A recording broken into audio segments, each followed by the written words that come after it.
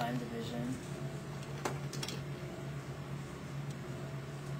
And you'll see that when the user presses the button, it will show that it's run, and when it released, it will show as stop. And we can increase the frequency of the function generator and calculate the frequency. See them.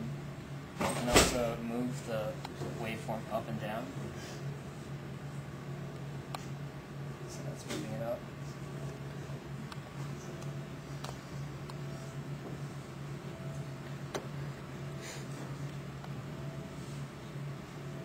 And shrinking it. And we can also display a different waveform, triangle wave.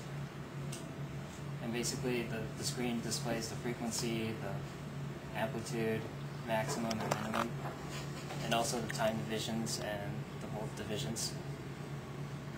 So what was the algorithm you used over there to calculate that? Zero crossing?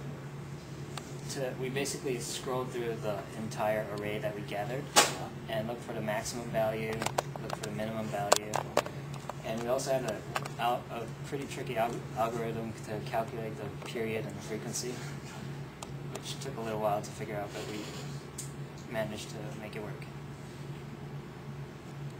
And I think this the LCD have all the more detailed information than the screen display over there. We have time division. We still run stop mode, and we have the time division mode, voltage division mode, and precision, period, frequency, amplitude, minimum and maximum. So it's also more detailed in the LCD. Much more than this. Yeah.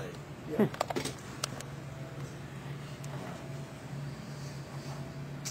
I am super impressed. That's really a nice piece of work. Really nice piece of work. Oh, let's give him a hand.